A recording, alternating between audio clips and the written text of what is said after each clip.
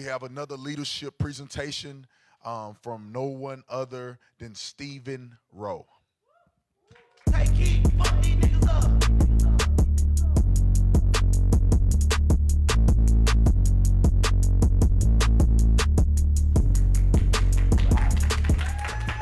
up. Okay. Well, what's going on, everybody? Happy Sunday. You made it. Feels good, right? Definitely. Definitely. Well, great. So I'm here to talk to you a couple times. So the first one is going to be how to present a public program. The second one, the first one is going to be media and PR. And so I'm from the Leadership Institute, and we do one thing. We empower people to be successful. Whatever your message is, whatever you believe, that's great. I'm not telling you how to think. I'm telling you how to perform. And I teach strategy and tactics. I primarily focus on digital media, but that's why I love focusing on media and PR. So I'd love to start and introduce myself just a little bit with the next slide. And so this is my Bitmoji. I'm addicted to social media. I think we're pretty close, though. It looks pretty good. It looks pretty good. We're right there. We're right there. There we are. Yeah, so I'm originally from Montana, the Treasure State. Is anybody else from Montana? Hey. That's how that usually goes. Yeah, Utah. That's pretty close. That's pretty close. It doesn't even get that close normally. Yeah, I always like to say there was 7 black guys there in Montana before I left. Well, now there's 6. I'm telling my brother he can't leave. Like, got the government calling saying we're dropping statistical percentages here. We're gonna lose some grants. We're gonna lose scholarships. You know, you gotta stay. You gotta stay. No, it's great though. It's a great place to grow up. If you ever get the chance, I highly recommend you check it out. It is amazing, like jaw-dropping beauty. If you love nature, you'll really love it there, which is awesome. And while I was there, I worked for our Congressman Greg Gianforte a little bit with social media, and I also worked for Turning Point USA in Chicago for a little bit as the editor-in-chief of their online publication in the past. So love Turning Point, grew up with Turning Point, it's amazing, and now I'm at the Leadership Institute where I'm the deputy director of digital training. And I primarily focus on 3 big buckets. The first one is social media, the second one's programming, and the third one is web development. And so a lot of what we're talking about here is social media, a little bit of TV, and things of that nature. In social media bucket, we focus on introduction to Facebook advertising, Google Analytics, and our web development, introduction to R and Python and our programming. So we have a huge array of trainings, and I encourage you to look towards us if you're trying to equip yourself with some skills like, hey, I need Photoshop so I can throw some dank memes online. Like, we got you. We got you. That's what I teach, so you can be effective with your messaging as much as possible. And we're launching a new online, on-demand training platform. It's leadershipinstitute.teachable.com. Use the password TPUSA at checkout, and all of the courses are free for all of you because we want to make sure that you are getting the best technology possible, the best strategy and tactics possible. So it's leadershipinstitute.teachable.com, and use the code TPUSA at checkout, all uppercase, all undercase. It works both ways, and you'll be able to check out some of the trainings that we do. And also, I've got a social media handle for you right here. If you want to stay involved with me, I'd be bad at media and PR if I didn't give you mine as well. I'm at Robots. I'm in the tech field, so Robots made sense. If I was a singer, it was going to be Death Row. I think that would have been really cool. I don't have mad bars though, so just really good at typing on a computer. That's mostly what I do. But that was really cool. My brother actually had a better one. His was Hero. And I was like, dang, that's so good. And he's younger than me too. I didn't even think about it. So I'm at Robots. I'm in tech, ROWEBOTZ. My social life is public. Social media life is very public. Instagram, Snapchat, Twitter, all of that good stuff. The Venmo, if you want to send me some cash, if you want to, yeah. And buy me some beer later, it'd be good. Great, let's go to the next slide. Great, so let's go ahead and start this whole process of media and PR.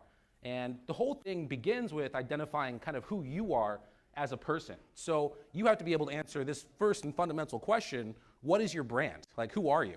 Are you the pro-life person? Are you the MAGA person? Are you the pro-gun person? Are you the free mind person? What is your brand, and how are you trying to craft that? And who else is in your space is a great question.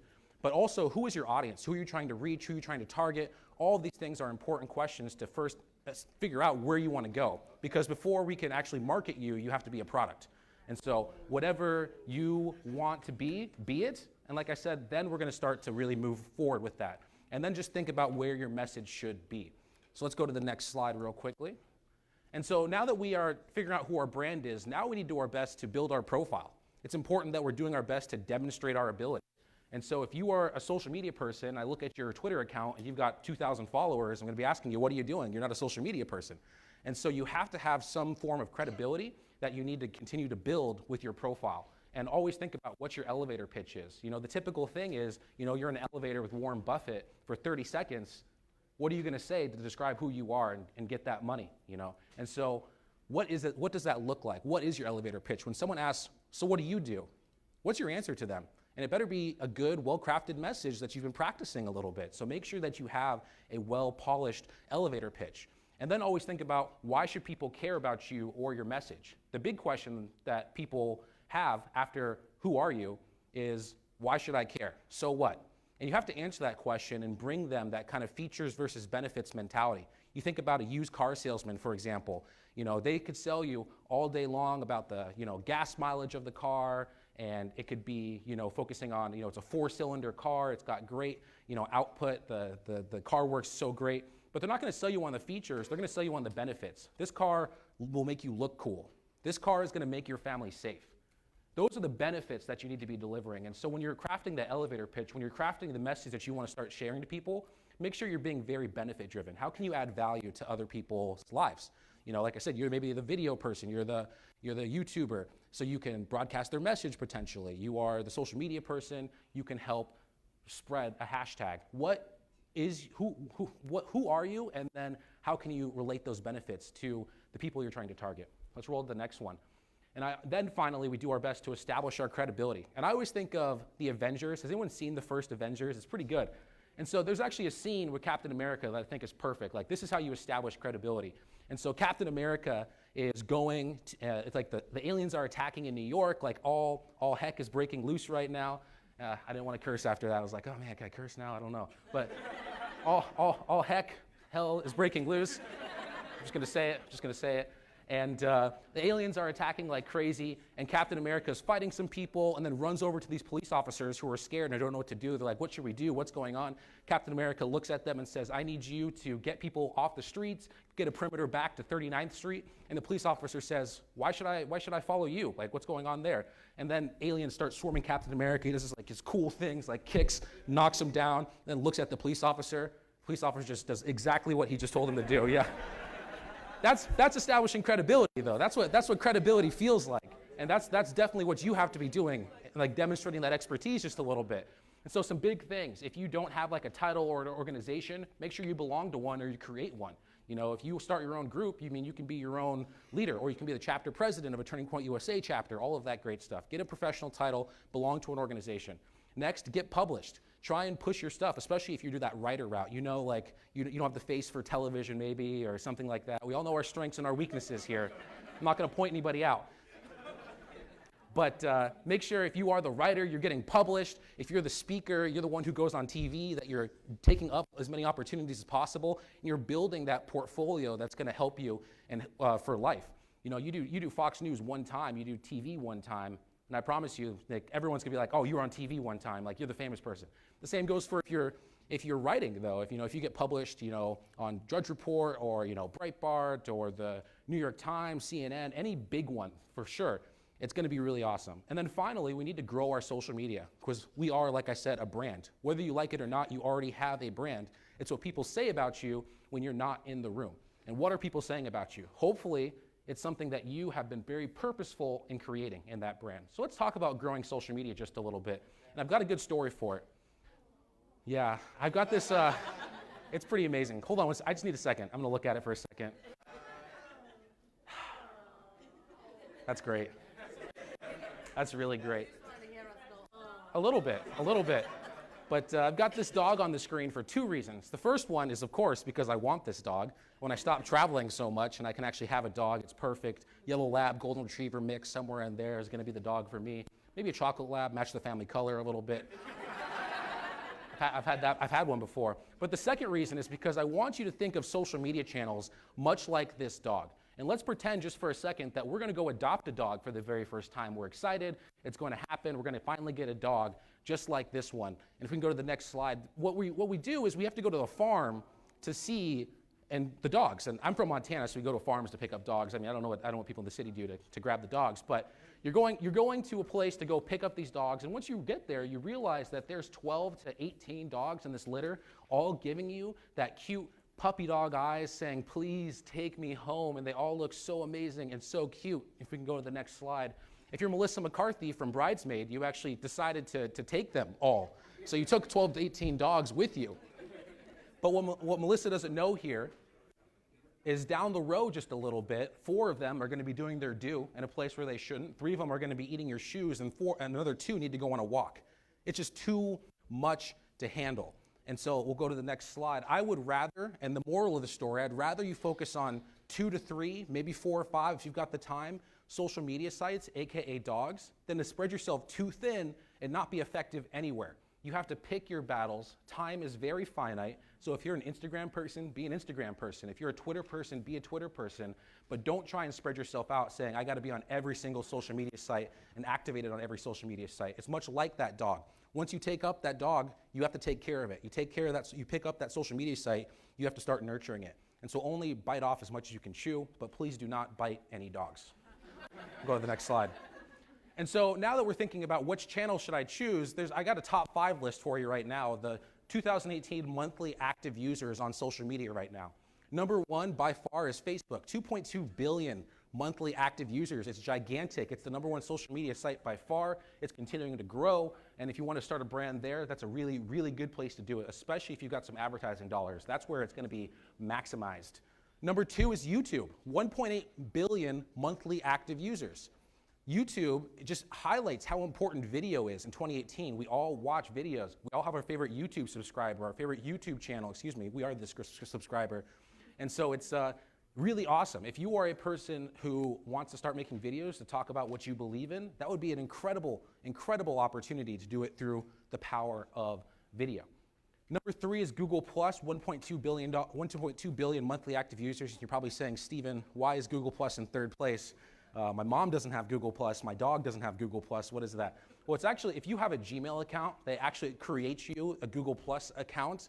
And what this highlights is email is still effective. Email is super powerful. It's still number 3 when you're comparing it to other social media sites. So building those email lists, growing that way is not outdated at all yet.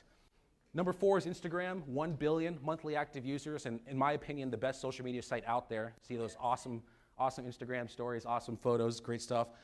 It's a great opportunity. And then Twitter in 5th place, 68 million monthly active users, skews way more political. And so even though it's a little bit smaller compared to the biggest 4, it's still gigantic. It's still an immense opportunity. Let's roll to the next slide. And so let's talk about some effective posting just real quick. So on Facebook, if we're going to drop fire on Facebook, the number 1 thing you have to have is content. Don't be boring. Don't be someone who's just writing a paragraph. Think about how you can deliver your message in a compelling way. Some of the best advice is being clean and concise in most instances, which means you are straight to the point. You give people the best stuff first, you don't let them find it. If you have a video and your best content is 1 minute and 32 seconds in, no one's watching it for 1 minute and 32 seconds, especially if that ad pops up, you're just like, oh no, I'm done now, I'm just gonna keep scrolling, I'm done. And so you've gotta front load your content to keep them there. Next, we need to have a plea for interaction, either directly or indirectly. The direct plea for action might be something along the lines of, I stand for Israel, or this is gonna be very controversial, here we go. I love pineapple on pizza. Hey.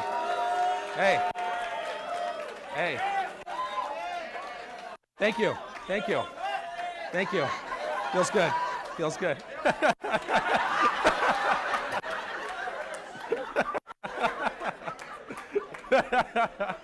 That's amazing. But you see what that was though. I made some allies and I made some enemies real quick. And so I'm building a fan base right now, people who are with me, or I'm gonna get some engagement on my post with people who hate me and now want to start arguing about why I'm evil and hate America and all of these things. And I'm probably a terrorist as well. But that plea for interaction, that was an indirect plea for interaction. I didn't say, please like my status. I didn't say, what do you think about this? I just made a strong, biased opinion. And so I encourage you to be biased online. Whatever you believe, whatever your convictions are, be firm about them. One of the worst things you can do online is say, well, one side thinks this and the other side thinks that, and I'm somewhere in the middle. Like, oh, they both have good and valid points. That's going to go nowhere. But if you say one pointed opinion, like pineapple on pizza, you immediately have people for you and people against you, and you know where your audience is and can start to develop that a little bit more. And then finally, this is just a graph on sharing. Morning is the best time to be posting online. Facebook doesn't work as like a sequential timeline anymore, but it's still really, really powerful to post online earlier in the morning. So let's roll to the next slide now. And graphics and visuals are really good. These are some that I created when I worked for Turning Point USA for Hypeline at the time is what it was called. Now it's turningpoint.news. And actually Dana Perino followed me after I made that one of her. Feels good. Also, Ivanka Trump follows me on Twitter, so I feel really good about that. I was like, what do I do here? Like I peaked. Like I can't do any better. Like I'm just so young. I'm only 25. Like damn. Oh, it's all downhill from here. I'll tell you what.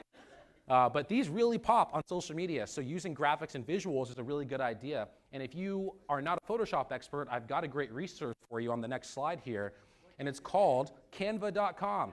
Some of you may have heard of it before. Other people who haven't, this is a great opportunity for you. It's free and easy graphic design. Just drag and drop. You drop your photo in there, put some text on it, and you're good to go. It's awesome. It's really awesome. They have all these social media templates, so if you need like a YouTube thumbnail, or if you need a Facebook banner, like they've got your back all the way. And like I said, it's totally free, and I'm not being paid to like advertise these people. It's just what I have found to be effective in my experience. But if you know anybody who works there that wants to start paying me, we'll talk after this lecture for sure. Let's roll to the next slide. And so let's talk about Twitter just real briefly. If anybody has ever called you funny before, if anybody's ever called you witty, then Twitter could be a great platform for you because that is worth its weight in gold. As an example, I've got Wendy's up here because Wendy's drops fire on Twitter. I'll tell you what, they say some things. Every time they drop these things, I'm like, I gotta get a Frosty. Like I support this. Like this is really good right now. Like I don't know. Some people eat popcorn and watch drama. I eat Frosties and watch Wendy's Twitter feed. So that's what I do. But 280 characters, so you've got a little less space there. So again, you got to be concise. You got to be to the point. Be biased. Of course, that direct or indirect plea for interaction still works super well. Timing and frequency is important. So make sure that you are constantly tweeting. Like set yourself a personal goal. Like I want to tweet 10 times a day. At first, that may be a lot. Try 5 times a day and kind of work from there. But then that's going to help build a following much, much faster. Also, a good way to build a following on Twitter is if there's influencers that you like, drop a comment on their posts. Like anytime like Ye like tweets out and you know someone responds, or anytime POTUS tweets out and someone responds, that tweet's getting hundreds, if not thousands of likes and retweets. And that can be your tweet, and then you bet your bottom dollar that those are converting into followers. And so that is a great way to start growing, is actually commenting with your influencers. And comment on the influencers that are in your audience, the ones that you want to pick up from, you know, because it's in your same like, in your same style. So that's great. And then also learn Twitter lingo, you know, Flashback Friday, Throwback Thursday, you know, Motivation Monday, all of these things, you can get really good with them and pick the hashtags that you like and then kind of rock with those as much as possible. So let's roll to the next slide. Perfect. See that timing? We're working on that. That's awesome. So let's talk about Instagram just real quickly. I only had time to talk about really 3, so I can't like go deep into all of these, but I just want to give some general principles. So big thing here is use hashtags as much as possible. I always say on Facebook, use 0 hashtags. On Twitter, use 1 to 3 hashtags. And on Instagram, be belligerent with your hashtag usage. Don't be afraid to continue to hashtag some things. So it's a great opportunity. Instagram stories are super powerful as well. Make sure you're utilizing that. You know, one of the great people I see do it all the time is actually Brandon Tatum on his Instagram story, stuff like that. You can also start to spread a message, start to talk about what you care about on Instagram. People are watching, and so make sure that you are delivering a compelling and free speech-oriented message, which means you can say whatever you want. Big thing on Instagram, if you don't edit your photos, you are losing. And generally in social media, if you are not putting like a filter on your photos or editing the saturation a little bit, touching that contrast, maybe adjust the ambiance a little bit and the brightness, like all of these things, really important. So you do actually like post a photo. And you can do this on your phone. If you have like an iPhone 6 or better, like you can take and edit a photo that it looks magical all on your phone. And then when you post it after it's edited, it's going to be much more powerful. People are going to respond to it in a much better way. So make sure you are taking the time to edit your photos. And then finally, stay on brand. Whatever you decided in the first slide that you were, whatever your brand is, make sure you do and stay on brand as much as possible. Let's roll to the next slide. Oh, twice. That was good. Am I magic? Am I? Maybe. Maybe. I don't know. I'm not going to deny anything, that's for sure. But just in general with social media, you need to be posting as much as possible. We are losing on social media because people are not loud on social media. It's really important that you are starting to contribute to this fight that we live in online. Like it's a reflection of what's going on, and so it's important that we are having our message delivered on social media as much as possible. So 2 to 3 times bare minimum based on whatever social media sites that you like. A good example of this is every day I'm going to do 1 to 3 Facebook posts. I'm going to do 5 to 10 tweets, 1 to 3 Instagram stories, and 1 to 3 Instagram photos will really work for you. And a good thing to do, just in case you are worried, that's a lot of work, that's a lot of grinding on social media, I really encourage you to stockpile as much as possible. So we've got the Young Black Leadership Summit right now. I'm sure you took some awesome photos, some great video clips, awesome speakers. Well, put that on a schedule so you can post about the Young Black Leadership Summit Monday, Tuesday, Wednesday, Thursday, Friday of next week, all from your experience right here this weekend. And so that's going to give you much more time, because on social media, you don't have to work in real time. So you can give it 24 hours before you post about something, and in some instances, unless it's like a happening now type of event, you can save these photos for later too. So just put them on the schedule, take the photos when you're at big events, and then release them on a content schedule. Let's roll to the next slide. So let's talk about building an audience just real quickly. The fundamentals, first and foremost, is you got to be there. You got to be hustling. You got to be working at this. Otherwise, you're not going to be successful online. Consistency. People are creatures of habit, and so they will consistently go back to you if your content is consistently there. So every Monday, I'm going to do a Facebook Live video and talk about, the news of the day. But then next Monday, someone out there, one of my fans, is going to say, oh, it's Monday. I remember he was going to do that every Monday now. I'm going to tune into that Facebook Live. It's that same principle. So your tweets have always got to be there, your Instagram posts have always got to be there, or your Facebook posts have always got to be there. Pick your social media site, but you have to be consistent. And then intrigue, but don't mislead. It speaks to the clickbait of the world. It should be a tantalizing headline. It should be really attractive, but don't lie to people. One of the hardest things to do is build trust, especially online. And one of the easiest things to lose is trust, especially online. Think about, for example, let's say a couple spouses cheated on each other. Statistically, what's the chance they're going to build that trust? So anytime you're lying to people online, you are essentially cheating your audience members, and they're going to feel betrayed. They're not going to want to continue to follow you. So make sure that you don't lie, and you're intriguing and tantalizing, and that's the best way to do it. Good example of this. Maybe the new healthcare bill just rolled out. Obama's going to be pissed.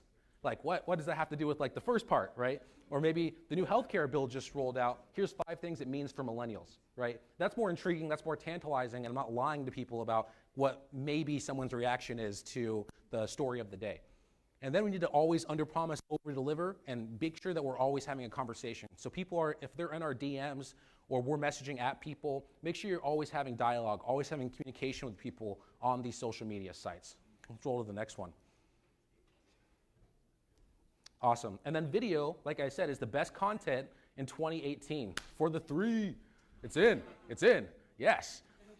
Yeah, that's a viral video on Facebook right there. That's what y'all are going to be doing pretty soon. Feels good. But video is seriously super powerful. I always think of, 2 people actually that speak at Turning Point conferences all the time. Earlier at this conference, Candace Owens and Tommy Loren, whether you like them, don't like them, whatever your feeling is, one of the best things they are is effective. They are extraordinarily effective. And they both started by pointing a phone at their face and talking about the things that they cared about. And so you can do that too. In this video, one of the biggest misnomers is that you have to have this fancy studio, you have to have all this equipment, the lighting, the makeup, the production person taking all these videos. It doesn't have to be that. And often, just having a video at all is the best thing you can do. And I always use the quote, video is like pizza. Even when it's bad, it's still pretty good. It's better than reading a block of text, right? And so using some form of video, you're going to get better with it over time, and you'll be great to go. So let's go to the next slide. So let's talk about what makes content shareable. I've just got fire gifts all day long. I'll tell you what. I will tell you what. So most importantly, It's pretty great. It's pretty great. And also, this is also an indirect statement that I think dogs are better than cats. Another biased opinion. I'm not afraid to stand for what I believe in. I'll tell you what.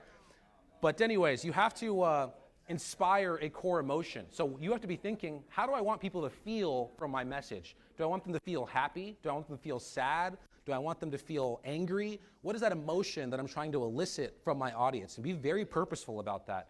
Next, unexpected and useful information. This goes to the world of listicles. This is why listicles are so popular, like 6 reasons millennials love avocado toast and can't buy homes anymore, right? And there's like, oh, there's 6 reasons I have to click on this article. Thanks, BuzzFeed.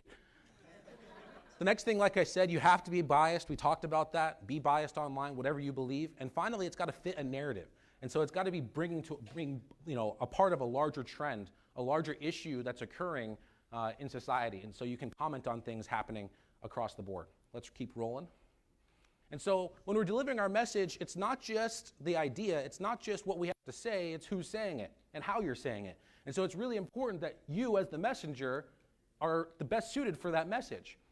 And so make sure that if you're delivering the message, you're preparing yourself as a human correctly for your message. Like if I was going to go out to the world and talk about how we need to be more just and how we need righteousness in this world and we need to be, all come together. And then on my Instagram feed, I've got me like doing keg stands and also like punching somebody and then laughing at them on the ground. Like I'm not going to be the right messenger for the message that I'm pitching. And so you have to live your virtue. So whatever that is, whatever you believe, you got to really believe it. You got to really do that on a daily basis. Like someone says, for example, they love God so much, like it's the number one person, and then they're not, doing the groundwork on the other side, the messenger isn't going to fit the message. And you need to make sure that you're fitting the message as much as possible. And always think about the optics. And so, I'm speaking in front of y'all right now because we're at a nice hotel in a tie and a suit. For sure, appropriate for this audience. But if I'm on a college campus, there's no tie on me right now. There's not going to be a tie on me. I might take my jacket off and just wear a rolled up sleeve or something like that. So make sure you always have the optics correct as well, and prepared for the event, because people make a snap judgment about who you are instantly. It's human nature. And so in a 1/10 of a second, I've made an assumption about you just because of what you're wearing. And it's a little bit rougher for us in most instances. And so we definitely need to make sure that we are the best optics possible for the message we're trying to deliver. And then finally, what type of scenario are you delivering your message in? Like, is it this big, area right now? Is it online? Is it on the news? Where am I delivering this message? Really important. So let's roll to the next slide. And when we're delivering a message, I've got this fancy formula for delivering a very compelling message for you. M equals EC cubed.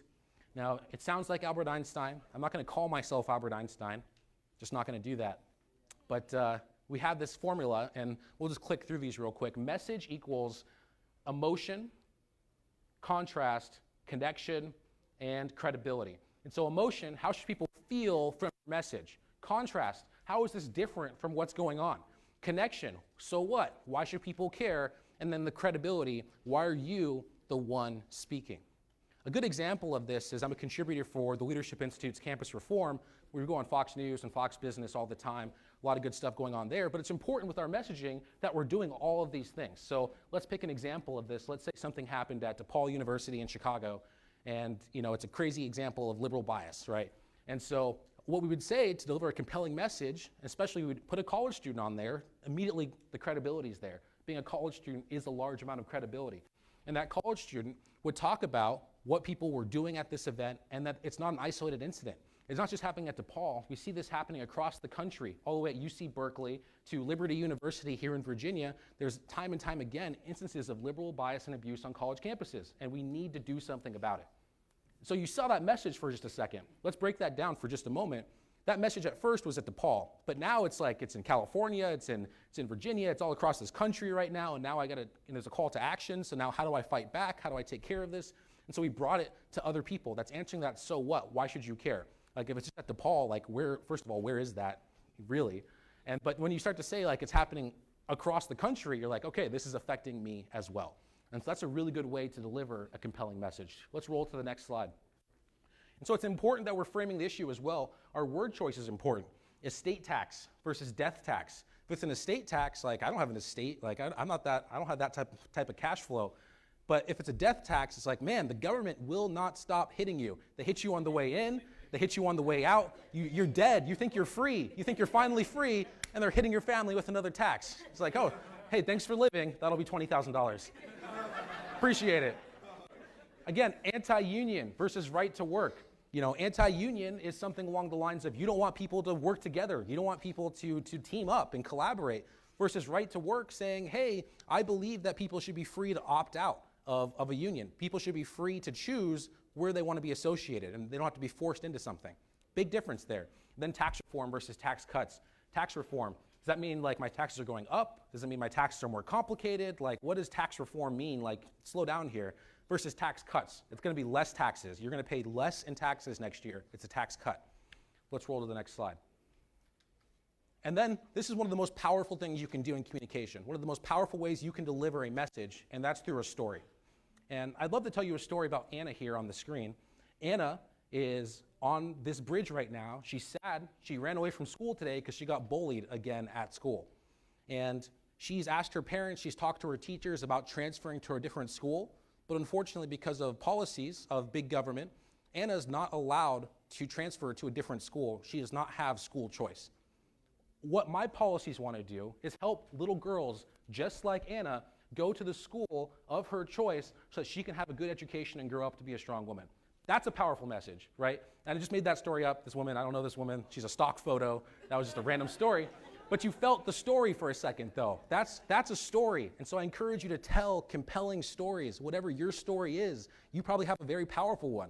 And don't be afraid to share it with people. People love stories. It naturally fits that narrative. It'll keep you engaged. When you say, let me tell you a story, you're like, okay, you have my attention for at least 30 seconds, Using anecdotes is really great to compare things as well with a story. Like, especially conservatives are super bad at this with statistics, right? And so the national debt is $21.5 trillion, right? Like, okay, what is that number? Like, doesn't even make sense. Like, I can't imagine $21.5 trillion. I can't imagine $1,000, So like, I'm trying to figure this whole thing out. That's most people though. And so you got to relate it back into terms. Like, if we gave the national debt to everyone over the age of 18, you would owe something around the lines of $80,000 per U.S. citizen over the age of 18, cash or credit. I always think of that Kevin Hart skit where he's like, well, I got a checking account and a savings account. And I just got to, put the money from my savings in the checking, and it takes a couple days to go. I got you, though. I got you. I promise. But the anecdote is much more powerful than just listing those huge numbers. So be human as much as possible, and it'll show you understand. Let's roll the next slide. Let's talk about just real quickly TV stuff, just in case y'all are called up to the ranks. Y'all are going to be on TV or interviewed by people. I'm sure that might have happened this weekend already, so let's make sure we're ready for those opportunities in the future.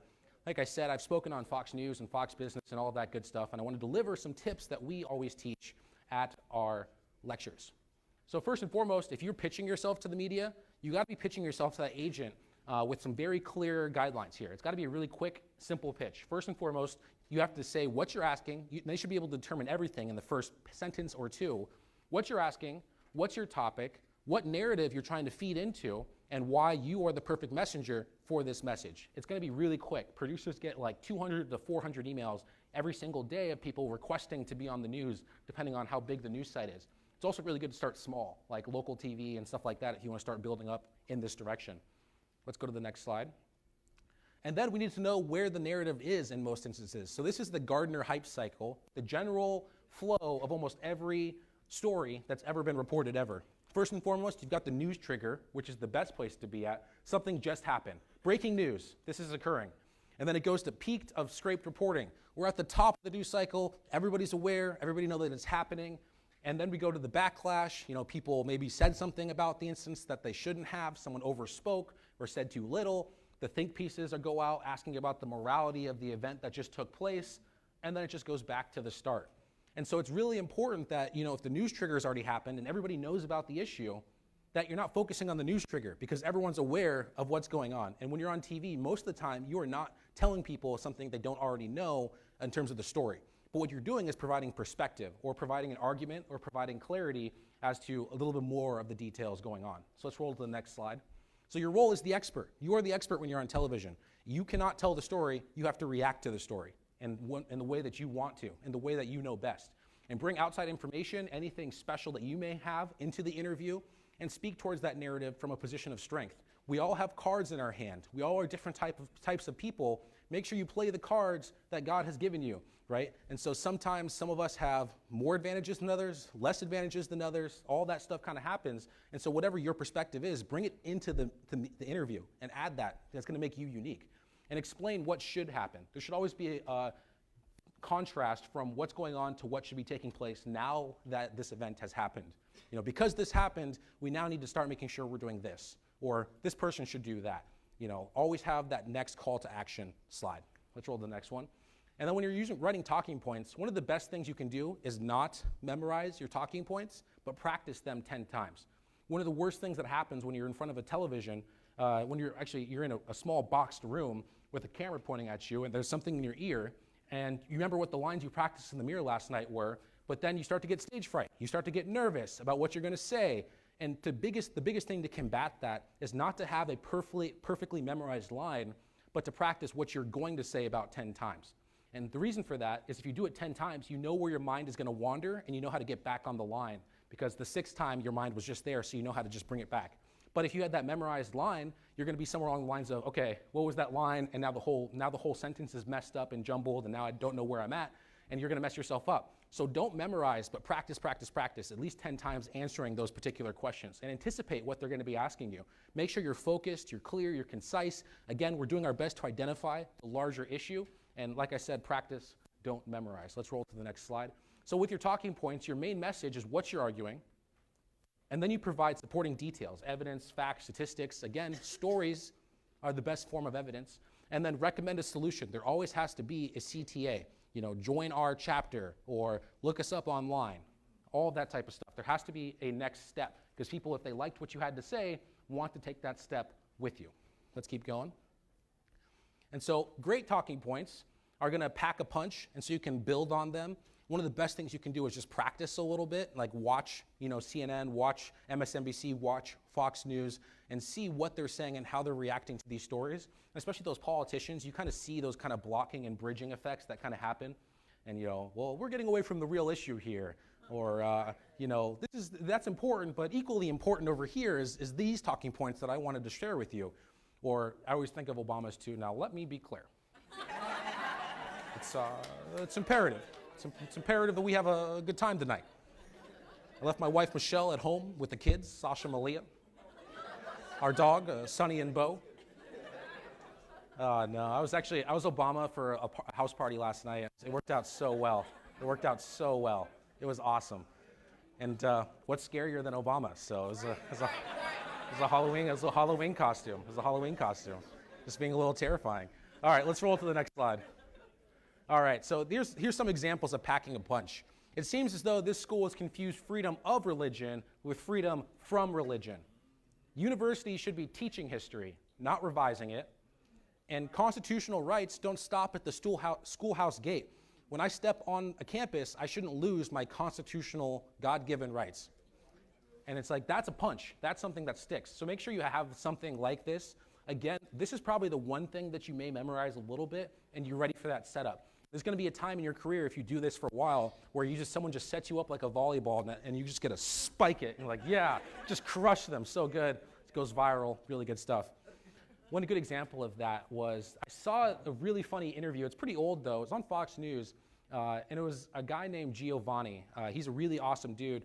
And he was arguing with this other person about Chicago and black on black violence in Chicago.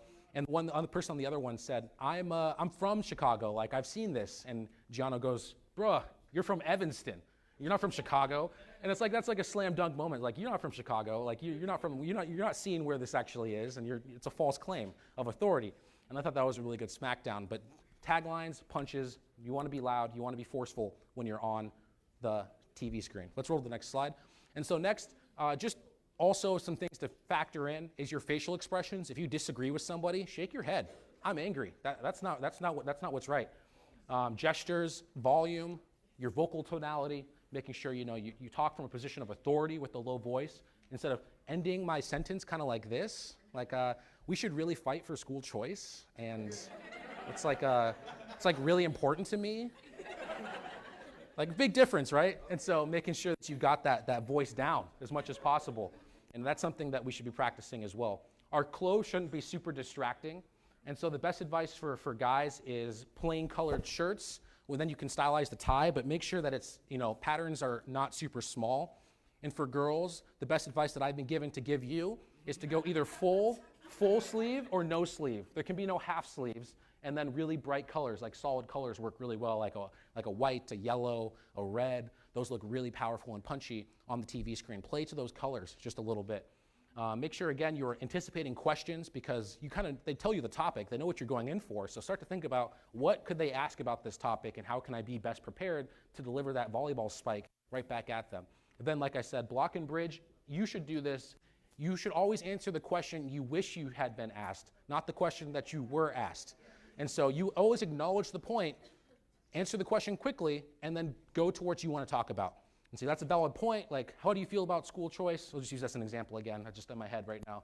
Well, it's a really important issue that we need to be focusing on all the time. But equally important, we need to talk about how people are being stripped of their rights because they, smoked a doobie in college, and they can't go to work anymore. It's really important. Nothing to do with school choice over here. In fact, most of the time, you cannot bring your doobie into a school. Most of the time. It'd be a weird school. Wouldn't learn very well. But it'd be a tough lesson. But you can see that block and bridge happen really quick. We acknowledge the point, and then we're answering the question we wish we'd had been asked. Let's go to the next slide. So hopefully,